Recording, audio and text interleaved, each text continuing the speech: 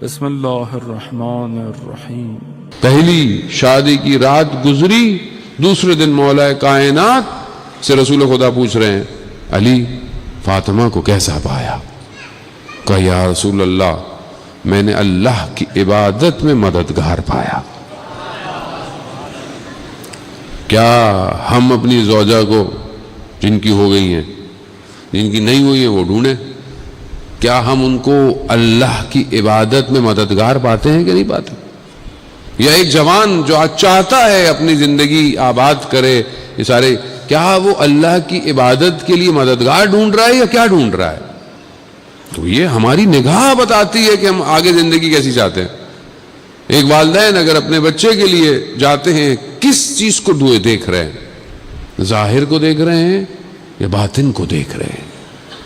خب یہ تبھی ہوگا کہ جب ہم اپنے بچوں کی تربیت ایسی کریں گے کہ ان کے لیے خدا ضروری ہونا چاہیے، ان کے لیے بات۔ جب ماں باپ خود نماز کے لیے گھر کے اندر اہتمام نہیں کریں گے تو بچے سے آپ کیا کریں گے؟ بچہ نماز پڑھے گا۔ جب آپ خود قرآن کھولتے ہوئے کبھی نظر نہیں آئیں گے کہ بھائی والد صاحب بھی کبھی قرآن کا کھول کے بیٹھے ہوں، تو گھر پہ آتے ہیں میچ دیکھتے ہیں، ٹی وی دیکھتے ہیں یا موبائل میں لگے رہتے ہیں، تو بچہ بولا بھائی یہاں تو یہی سیٹ اپ ہے، ہمارے یہاں بھی پھر یہی کریں گے، ہم بھی یہی کریں گے۔ کیا کریں گے آپ بچے کو؟ بچے نے کبھی دیکھا ہی نہیں آپ نے تفسیر کی کتاب کھولی ہو، تفسیر بھی کوئی چیز ہوتی ہے کہ نہیں ہوتی؟ کبھی آپ نے نہج البلاغہ کے ورقے پلٹے ہوں گھر کے اندر کہ بیٹا مولا کا کلام ہے، تھوڑا مطلب چلو میں سن لیتے ہیں، بٹ کھانے کی ٹیبل پہ کوئی ایک وقت کا کھانا گھر والے ساتھ کھاتے ہیں یا سب فوڈ پانڈا آرڈر کرتے ہیں؟ یہ میں ادھر سے کھا لوں، میں ادھر سے کھا لوں۔ ایک حد اقل ایک دسترخوان گھر والوں کا مل کے ہونا چاہیے۔ خوب اسلام بانڈنگ ہے، آج کا سسٹم توڑنے کے لیے لگا ہوا ہے، ہر کوئی الگ الگ ہو جائے، ہر کسی کی اپنی آئیڈینٹی ہوئی ہو، تو اس میں بھی دو ہوئیتیں، ایک سامنے کی ایک چھپی ہوئی۔ اگر آپ ایک دسترخوان پہ بیٹھے ہیں تو کوئی ایک اچھی حدیث پڑھ سکتے ہیں، کوئی کلمہ ایک کثار پڑھ سکتے ہیں، کوئی مناجات کا ایک حصہ پڑھ سکتے ہیں۔ شب جمعہ ہے مسجد میں ماشاءاللہ اگر دعائے کمیل ہوتی ہے تو بہت اچھی بات ہے، لیکن گھر کے اندر کیا گھر والے ایک ایک بچے کو آپ بولتے ہیں کہ آج آپ نے حدیث قصہ پڑھنی ہے، اگلے ہفتے دوسرا حدیث قصہ پڑھے گا؟ خوب یہ کلچر اسلامی کلچر ہے، یہ کلچر فاطمی کلچر ہے، تو کیا یہ ہمارے گھر میں ہے یا نہیں ہے؟ جبکہ جو بھی مسجد نبوی میں ہوتا تھا خود رسول خدا روز آ کر اپنی بیٹی کو بتاتے تھے کہ کون سی آج سورت نازل ہوئی، آیت نازل ہوئی، کیا وحی ہوا، کیا ہوا۔ اس کے باوجود بی بی امام حسن سے پوچھتی تھی مسجد میں کیا ہوا، اور آ کر وہ بتاتے تھے کہ آج قرآن کی یہ آیت نازل ہوئی، اور یہ حالانکہ سب جانتے تھے۔ گھر ایسا بنایا جا رہا ہے عزیزان محترم۔ بچہ آتا ہے، ماں کیا کہتی ہے؟ یا قرۃ عینی ثمرۃ فؤادی، اے میرے آنکھوں کی ٹھنڈک۔ اب ہم اپنے بچے کو آنکھوں کی ٹھنڈک بنا رہے ہیں کہ نہیں بنا رہے؟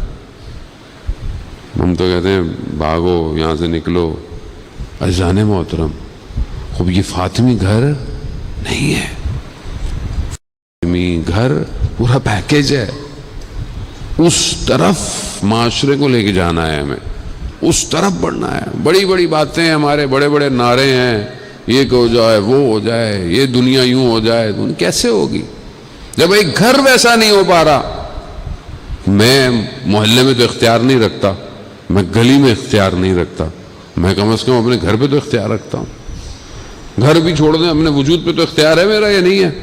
لیکن جب میں اسی کی اصلاح نہیں کر رہا تو پھر میں انتظار کر رہا ہوں کہ وقت کا امام میرے گھر آئے گا، کہاں آئے گا؟ تو جانے محترم، خدا شناسی، خدا کو پہچانے۔ خدا نہیں ہے آج معاشرے میں، سب کچھ ہے۔ اگر خدا ہو جائے اور انسان کو پتہ ہو کہ کیونکہ شب جمعہ بھی ہے، محرومین کے لیے بھی ایک صلوات بھیج دیں اپنے تمام محرومین کے، اللہم صلی علی محمد۔ کیونکہ جب ہمیں پتہ ہے کہ ہم نے مرنا ہے، انتقال کرنا ہے، دوسری طرف جانا ہے، سب کو پتہ ہے، اور پتہ ہو کہ کہاں جانا ہے، جب اس طرف جانا ہے تو پھر یہ چھوٹی چھوٹی باتوں پہ ناراضگیاں، لڑائیاں، نفرتیں، چھینا جھپٹی کس چیز کی ہے؟ سبقت لینی ہے، آگے بڑھنا ہے نیکی میں بڑھے. قرآن کہہ رہا ہے نیکی میں ایک دوسرے سے آگے بڑھو, نہ کہ دنیا کے اندر آگے بڑھو. یہ اس کے پاس ہے تو میرے پاس بھی ہونا چاہیے, فلانے نے مجلس بڑی کرائی ہے تو میں بھی مجلس بڑی کراؤں گا, فلانے نے نیاز اتنی دی ہے تو جب ہم بھی نیاز میں ہی دیں. ہماری تو یہی بھاگ دوڑ ہے. اچھی بات ہے آپ دیں, لیکن ایک دوسرے سے مقابلہ کیسا؟ ایک دوسرے کے لیے حسد, جلن. بہو جو ہے اس کو ساس سے مشکل ہے, کسی کو اپنی نند سے مشکل ہے, کسی کو اس سے مشکل ہے. وہ یہ معاشرہ اسلامی معاشرہ نہیں ہے. اور ٹی وی میڈیا جو ہے وہ اسی کو پروپوگیٹ کرتا ہے, اسی کو بنا چڑھا کے خوبصورت کر کے ہمیں دکھاتا ہے. آج آپ کے سامنے معاشرہ کس جہت پر ہے. لوگ ایک دوسرے کی شکل دیکھنا مشکل ہے. یہ تو آپ اہل بیت کے صدقے میں آ جاتے ہیں یہاں پہ بیٹھنے, ورنہ کون بیٹھتا ہے تھوڑی دیر کسی کو سنتا ہے؟ کسی کے پاس ٹائم ہی نہیں ہے سننے کو. گھر میں بچہ ماں باپ کی نہیں سن رہا, وہ بھی بولتا ہے آپ کو کیا پتا, نکل گیا یہاں سے نکل. قرآن کیا کہہ رہا ہے ماں باپ کے لیے؟ اف کا لفظ استعمال ہوا ہے. اور امام جعفر صادق علیہ الصلوۃ والسلام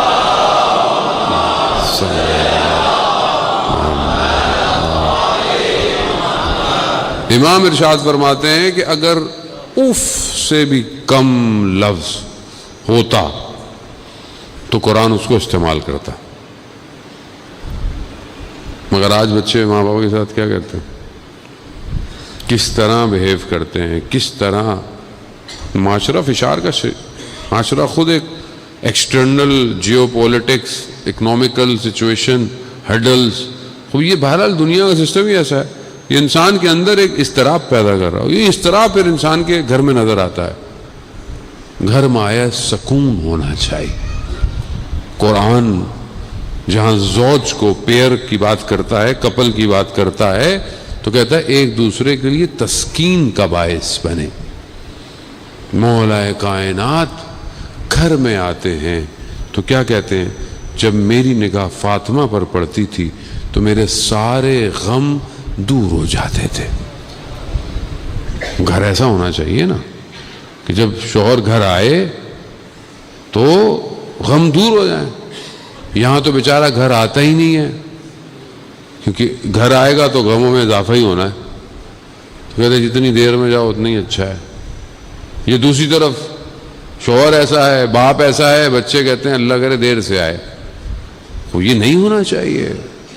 اولاد کے ساتھ دوستی ہونی چاہیے. اگر آپ کی اولاد سے دوستی نہیں ہے تو پھر کوئی اور اس کا دوست بنے گا اور پھر یہ خراب ہو جائے گا. خوب دونوں طرف ایسا ہونا چاہیے, شوہر کو بھی بیوی کو بھی. اس کا کردار بھی ایسا ہونا چاہیے, اس کا کردار بھی اچھا ہونا چاہیے. صدر اسلام کی کتنی مثالیں ہیں جانے محترم.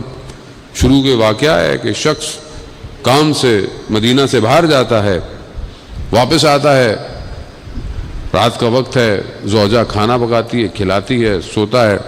صبح جب اٹھتا ہے مسجد نبوی جانے کے لیے تو زوجہ اس سے کہتی ہے کہ اگر کوئی امانت دے اور امانت واپس مانگ لے تو کیا کرنا چاہیے؟ کہا اس کو واپس دے دینی چاہیے.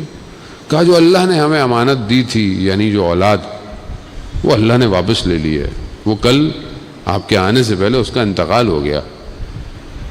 تو آپ جائیے اور پھر رسول کے ہمراہ لوگوں کو لائیے کہ بچے کو دفنا دیں اس کا. اب یہ خاتون ہے کہ شوہر آیا ہے, مطلب اس کو نہیں تربیت. پھر رسول خدا کو بلایا, بتایا, تو رسول خدا نے خاتون کے اس کردار کو دیکھ کر بشارت دی کہ خدا تمہیں اولاد دے. اور پھر وہ بیٹا پیدا ہوا, اور بیٹا وہ حضرت علی کی رکاب میں شہید ہوا ہے جا کے. خوب یہ کوالٹیز. یہاں تو شوہر ابھی گھر سے باہر نکلتا نہیں ہے تو کال آ جاتی ہے, یہ ہو گیا وہ ہو گیا. اب آج کل جہاں فائدے ہیں وہاں نقصانات بھی بہت زیادہ ہے. فری کی کالیں, واٹس ایپ کی, کیا کرے آدمی. وزان محترم, خوب بردباری معاشرے کے اندر مستحکم ہونا اسلام یہی سکھاتا ہے. کتنی خواتین کا مستقیم اور غیر مستقیم قرآن کے اندر ذکر ہے. کیسی خواتین ہیں کہ پروردگار جب ان خواتین کا ذکر کرتا ہے تو 3 طرح کے کردار جو ہے وہ اسلام قرآن جو ہے وہ پیش کر رہا ہے. بہترین مرد, خراب عورت. حضرت لوط کی زوجہ, وہ بہترین مرد ہیں لیکن زوجہ کیسی ہیں؟ صحیح بہترین خاتون, خراب مرد.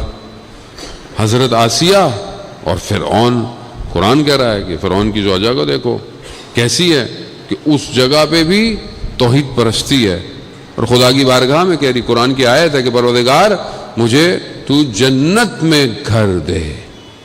کیا کردار پایا حضرت موسیٰ، اولیاء خدا کی تربیت کی ہے۔ اور اسی طرح بہترین مرد اور بہترین خاتون، خود رسول خدا حضرت ختیجہ، خود مولا کائنات بی بی سیدہ، خوب کیسے بہترین یہ ہستیاں ہیں، حضرت ابراہیم، حضرت ہاجرہ۔ خوب اس چار چوب سے باہر زندگی نہیں ہے زن محترم۔ ہم کس کو فالو کر رہے ہیں؟ اور ہر چیز الہی جو ہے وہ سسٹمیٹک ہے، وہ کوئی بھی چیز باہر اس سے سسٹم سے نہیں ہے۔ اگر کسی چیز کے لیے حدود معین کیے گئے ہیں تو اللہ بہتر جانتا ہے، اگر حجاب کہا ہے تو اللہ بہتر جانتا ہے، گوہر ہے اس کو چھپا کے رکھنا ہے۔ اگر کچھ چیزوں کی حدود معین ہے تو یقیناً خدا جانتا ہے کہ انسان کہاں تک گمراہ ہو سکتا ہے۔ عزیزان محترم، خوب ہم اس دور میں کہ جو ظاہری طور پر بہت ترقی یافتہ دور ہے، لیکن اس دور کے اندر انسانیت کم ہو گئی ہے، انسان مشین بنتا جا رہا ہے، احساسات ختم ہو گئے، جذبات ختم ہو گئے، ہر چیز مشین کی طرح ہے۔ میں بھی صبح اٹھتا ہوں، شام کو صبح جاؤں گا، یہاں جاؤں گا، ایک مشین ہے۔ اس مشین کے اندر اگر کوئی چیز انسان کو بچا سکتی ہے تو وہ اخلاق ہے۔ یہ کردار اگر سنور جائے تو یہ نسل جو ہے وہ بچ جائے گی، اور یہ بڑی ذمہ داری ہے ہماری کہ ہم اس نسل کو بچائیں کہ جو امام زمانہ کا سپاہی ہے۔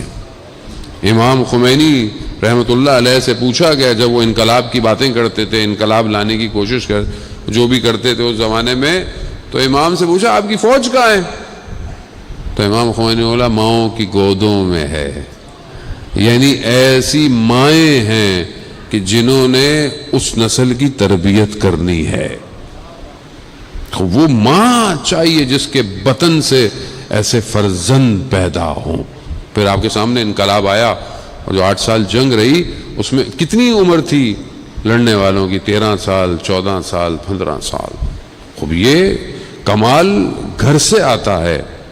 بڑے بڑے آپ دیکھیں علماء، ہمیں ان کی والدہ کو نام نہیں پتا، لیکن گمنام مائیں ہیں جنہوں نے ان بچوں کی تربیت کی ہے۔ آج بھی معاشرے میں اگر کوئی اچھا کام ہو رہا ہے تو یہ ان ماؤں کا کمال ہے۔